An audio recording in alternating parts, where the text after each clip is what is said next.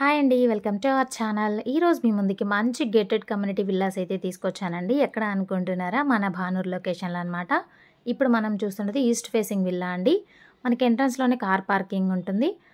అలానే లోపలికి రాగానే మనకి హాల్ చూసారా? ఇది వచ్చేసి ఓపెన్ కిచెన్ అండి. ఇది డైనింగ్ ఏరియా. మన కిచెన్‌కి యుటిలిటీ ఏరియా అనేది కూడా ఇచ్చారండి. చూస్తున్నారు కదా ఎంత స్పేషియస్‌గా ఉందో. అలాగే ఇది వచ్చేసి గెస్ట్ బెడ్రూమ్ అనమాట. అటాచ్డ్ బాత్రూమ్ అయితే ఇచ్చారండి. మనకి ఇది ఎగ్జాక్ట్ కొల్లూరు, తెల్లాపూర్ దగ్గర అరౌండ్ 6 కిలోమీటర్స్ డిస్టెన్స్‌లో అయితే ఉంటుందన్నమాట. ఇప్పుడు మనం ఫస్ట్ ఫ్లోర్‌కి వెళ్దామండి.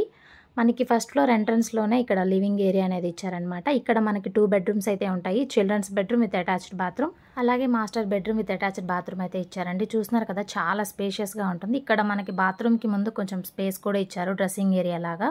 ప్రతి రూమ్‌కి కూడా వెంటిలేషన్ చాలా బాగా వస్తుందండి. ఒకసారి విండోలో నుంచి వ్యూ చూడండి.